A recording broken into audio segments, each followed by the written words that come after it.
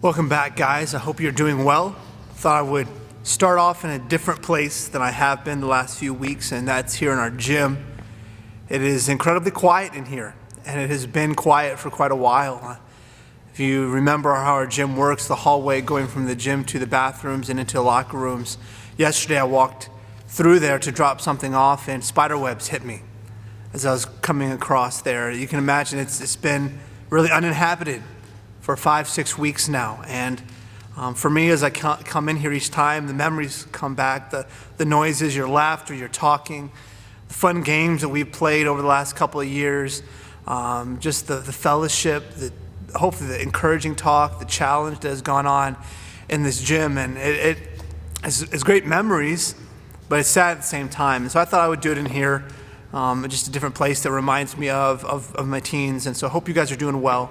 We want to get right into the challenges this morning, but also at the end of this, don't click off at the end yet, because there will be some update on our new shirt coming up.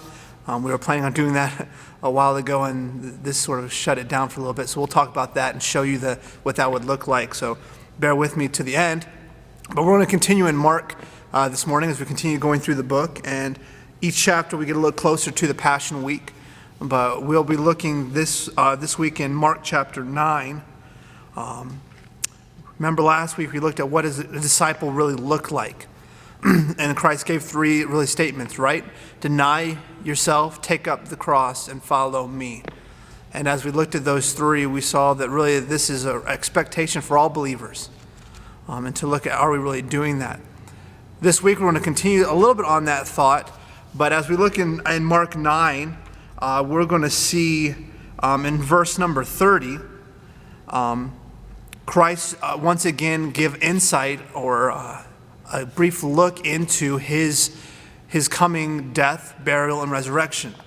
Now, he does this 3 times before they even get into Jerusalem, trying to prepare his disciples for this. And we'll look at this in a few weeks, these 3 together, incredibly powerful and moving, just in the thought of what's going to happen and the reality that Jesus knew what's going to happen. But he reveals this, and he says in verse 30, 31 said, he was teaching his disciples, saying, the Son of Man is going to be delivered into the hands of men. They will kill him, and when he is killed, after 3 days he will rise again. But they did not understand these sayings and were afraid to ask him. They'd already asked once, and it hadn't gone well, or in their minds it hadn't gone well. And from then comes sort of a completely seeming different train of thought, but at the same time for the disciples, Christ's kingdom that they were looking for was going to be one of establishing a kingdom on earth and reigning. And so they thought, okay, we will be reigning then with them. And so in verse 33, as they're continuing this journey, they come to Capernaum, and when they get there, Christ asks them, hey, what were you talking about on the journey? Verse 34 says they kept silent, for on the way they had argued with one another about who was going to be the greatest. And so Christ, hearing this, he already knew it. He asked them to have them vocalize this out loud. Verse 35 says he sat them down and he called the 12. So here Christ again sees, here's a teaching opportunity. I encourage you, when these moments happen for us as believers, as we read through the Gospels and Christ specifically sets aside and says something like verily, verily, or truly, truly, or here where he says that he sets them down to teach them, our ears should prick up. We should fall down on our face ready to hear what he has to say. And this is what he says in verse 35, if anyone would be first, he must be last of all and servant of all. And then he brings a child and put him in the midst of them, taking him. And he said, whoever receives one such child in my name receives me. And whosoever receives me receives not me, but him who sent me. So he challenges this statement of, all right, who wants to be the greatest? Well, to be the greatest, you must first be, it says, last of all and a servant of all. It's very interesting. This statement or this thought comes up in the next chapter. In chapter 10, Jesus once again tells or foretells his future death, burial, and resurrection in chapter 10, verses 32 to 34. And he goes into the most detail in this section. Again, we'll be looking at these coming up soon. But right after this statement, look what happens in verse 35. And James and John, the sons of Zebedee, come up to him and say to him, and in Matthew, his parallel passage, somehow their mother is involved in all this as well. And they said, "What?" And Christ says, "What do you want me to do for you?" And they said, "Grant unto us that we sit one on your right hand and one on your left in your glory." Jesus said to them, "You do not know what you are asking." And so his statement to them, he asked them, "Are you going to be baptized? Are you able to be baptized with the baptism that I'm baptized? Are you able to drink the cup that I drink of?" And we'll look at that statement in a second. But then he says to them, the 10 find out about this. And if you've been around kids or teens, you know yourself, when you hear someone's trying to get favor that you think you're deserving of as well, or they have the audacity to ask for that, you sort of get upset. These other 10 disciples get upset with this. And so once again, Christ, verse 42, calls them together.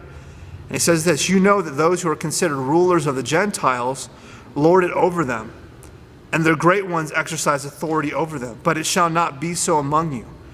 Whoever would be great among you must be your servant, and whoever would be first among you must be slave of all."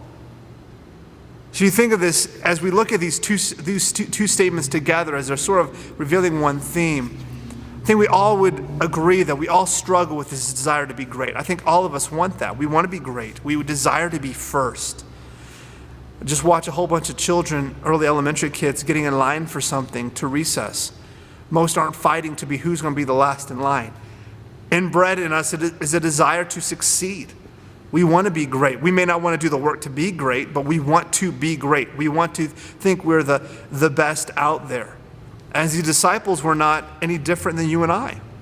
They wrestled with these same thoughts. And as we look at these two statements, these two passages, sort of dealing with the same thought, what I want us to do is just sort of evaluate, is my life one that Christ would view as great or the world would view as great? I've begun a book, another missionary book on one of the famous missionaries, Adoniram Judson. I haven't got very far. It's a big book, and I didn't know much about his history. But as a teenager, he was incredibly brilliant. He was reading at the age of 3, was very gifted in mathematics and science. Really could have done anything in his life. And as where I am now, he's a 20-year-old, and he just told his family, his dad, who's a pastor, he's a deist. But his dad, whose desire for this son was, "Son, you're not going to be like me, who was obsolete. You're going to be great. You're going to be famous. You're going to be world renowned. You're going to be remembered even after your death." He kept telling his son this over and over. And even as an unbeliever, Adoniram, again, huge, crazy name, he was wrestling as a teenager with the thought, how could I aspire to be known this great and still excel in eternity? Because those two don't go together. If I'm striving, my life's goal is ambition and glory, that does not reflect well with what Christ desires us to be. Even he realized that difference. Now, can you be successful and be a Christian? Yes, you can. But notice here, the desire, the goal was to be in these places of prominence. And so a couple things we see or note from this. First off, one of the statements I wrote down in my own devotions as we were going through this is, as we were looking at, I said, what do I wrestle with concerning being great? You know what? I want to be liked. I want to bring the most growth. I want to be the most creative. It's easy for me to wrestle with being a favorite or preferred speaker. I want people to come to me. I want to have more responsibility. Those are things that we wrestle with that would say, look at this individual. He is a great youth pastor, a great father, a great man, a great husband. But you know what I put underneath in all those statements I wrestle with, the things that I put down, those don't matter to God. Now please understand, God desires me to be a godly youth pastor, husband, father, all those things. But God does not put value in the way that the world puts value. If I would ask one of our local businesses around here, hey, what would make me be a great youth pastor? They would probably say, well, you probably want a lot of kids. You probably don't want to have a lot of problems. You probably want to get the most clicks and likes and views. But God's value is not found in how many views or how many followers or how many posts I get shared. He hits that right away in chapter 10 here, where he goes, you realize that the Gentiles lord over Their greatness they use to lord over people, and their finances and their fame and their accolades are all the things that make them great, and they use that to their advantage. He says, but that's not for you. So we see it's countercultural. Teens, you may desire to be great, and you can win the awards, and you can have the most followers, and you can do all this stuff. But Christ says, no, that's not what I want. What does God want then? What is greatness in God's eyes? What is coming in number one in God's eyes? And he makes it very, very obvious, and he uses the words that we would not like to use in the words slave and servant. So it's countercultural. Being great in God's eyes is countercultural. It's not how the world sees it. Secondly, it's found in the example of a servant or a slave. If anyone would be first, he must be last of all. Servant. Over here he says in chapter 10, if anyone wants to be great, he must be a servant. If anyone wants to be first, he must be a slave. You say, Pastor Adam, what does that mean? Should I go around with my head down, groveling, and just doing the least jobs of all? No, that's not really the spirit. The spirit here is not that of self-deprecating. We just put yourself down all the time. It's not that just being humble. You don't know. That's not me. You just stop saying that. That's not true. You know it's not true. It's not either one of those. And I think very often we think of those. I just gotta put myself down. I just gotta make sure every time someone points something that I've done well, just to be very low key and humble about it. No, what it truly means in servantness, slaveness, is to be unselfish and self-forgetting. Think of those two words, teens. Unselfish and self-forgetting. Christ says to be great in my kingdom, for me to see the things that I value, is for you to be self-forgetting and for you to be unselfish. If we're honest, teens, parents, man, we struggle with those two thoughts, don't we? We are born with the self-remembering gene attached to our bodies. We remember what's done for us. We remember what we deserve. We remember who had it last and that it's our turn. I've talked about our rose bush before in church and in youth group. And so now our rose bush, it seems to be doing really well, and every other day I water it. Well, I've been trying to get our kids involved and do something with them. And so every other day, one of my children gets to water the rose bush. Whereas Carter says, water bush, water bush, water bush. Carter thinks every day is his day to water bush. But you know what's very interesting? They know when it's the other person who got it and it's their turn. When it's the other person's turn, they seem to forget. I think it might be my turn. But when it's their turn, Dad, today is my turn to water the bush. It's my turn. Carter did it last time, or Chloe did it last time. We remember. It is embedded into us. All right, this idea. And so what are we seeing already? These two thoughts hopefully are telling you, I can't do this on my own. To be unselfish and self-forgetting. These are traits that you and I need to grow in. These are traits that he has to constantly, these disciples who lived with him and ate and heard and slept all around, they were with him 24/7. He is having to tell them multiple times this statement. To the extreme that we'll look on later on down the line right before his death, he had to visibly do something for them to see this is what I mean. My thought for you, or my hope, is that this points you and pushes you back to Christ. Lord, I can't forget about myself on my own. I can't think of others over myself. You said I'm supposed to love others like I love myself. Lord, I love myself a ton. It's seen in my thoughts, my actions, my motives. And so first off, we see this is counterculture. It should be going opposite what the world says. If your life seems to mirror that mentality and greatness is defined by the world and you sort of mirror that, you're off-centered a little bit. It's countercultural. Secondly, it is found and summed up in the words slave and servant. But then thirdly, and this is the exciting thing, and this is where we find the source, it is fulfilled completely in Christ. I didn't read this verse to you because I was saving it for this moment, but this is what he says here. He says, but whoever would be great, this is Mark 10, 43 and 44, 45. But whoever would be great among you, be your servant. All right, we heard that, Pastor Adam, already. Whoever would be first among you, you must be a slave of all. Yes, we understand that. Notice, by the way, slave of all, not to who you get to choose.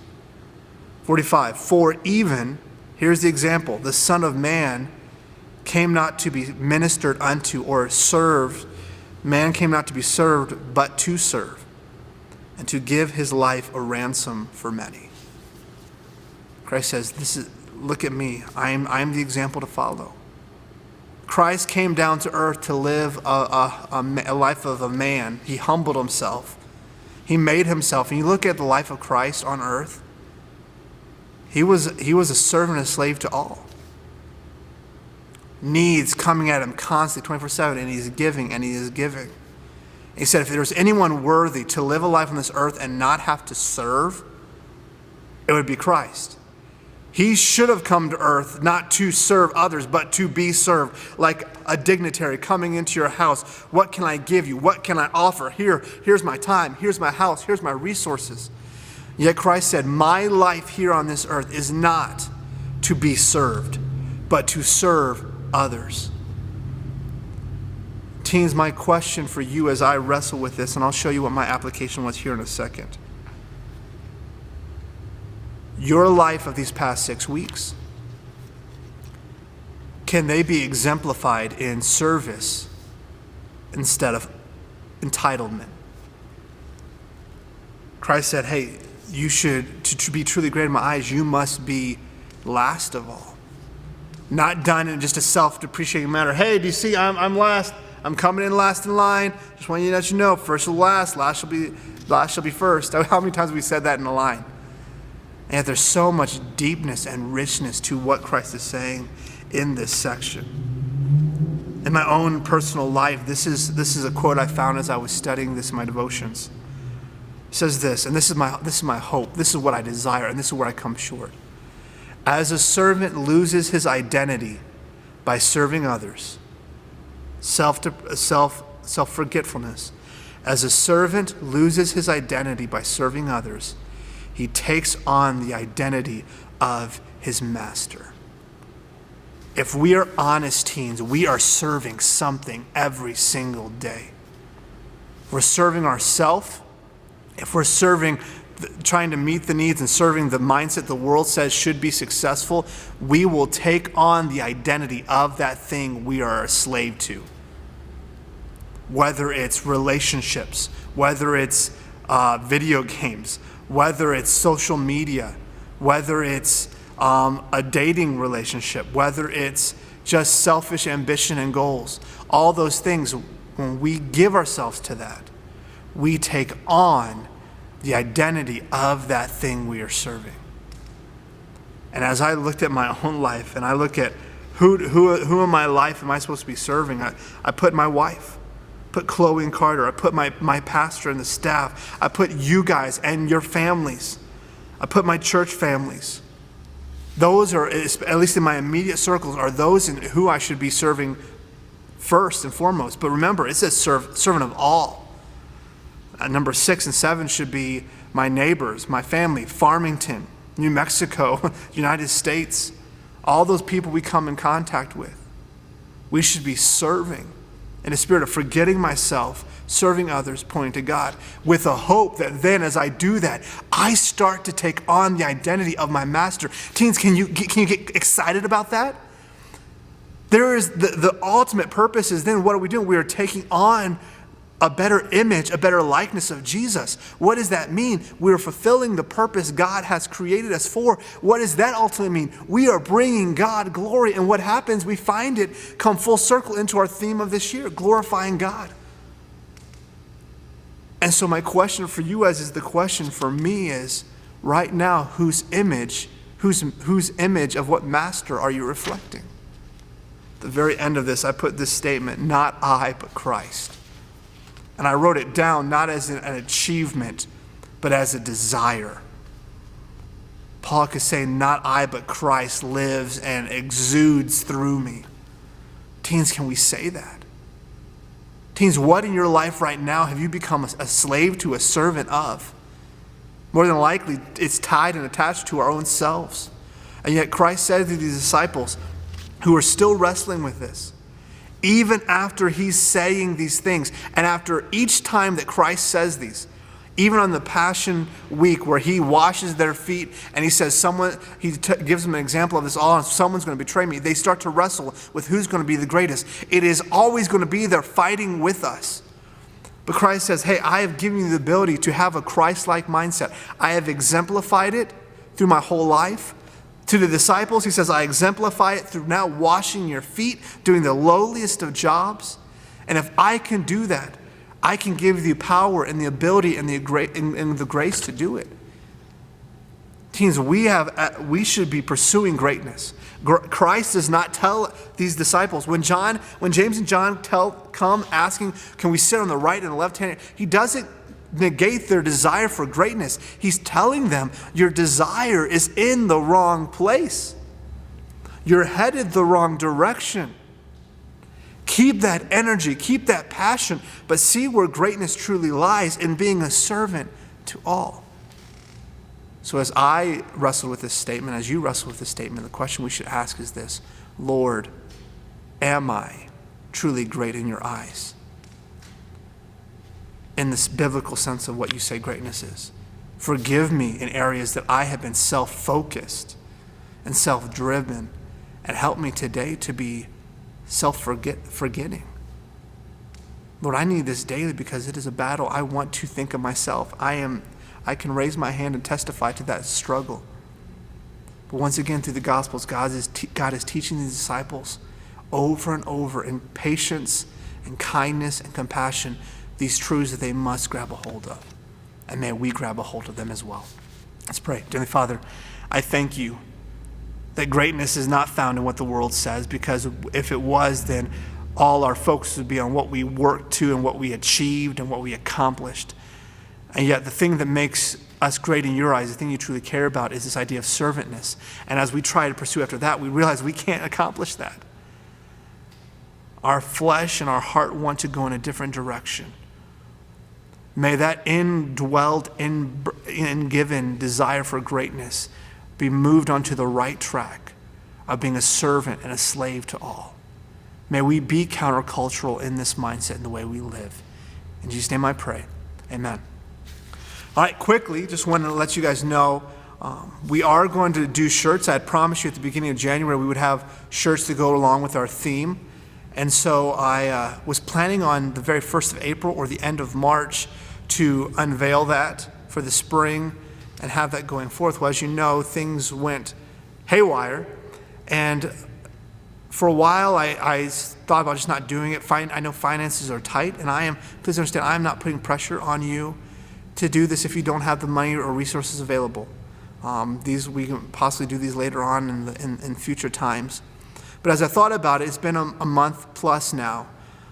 It may be a while for things to even get here if we do them. So if we wait too long, the year may be over by the time we're able to get them. So in a second here, you want to see the picture of what it'll look like.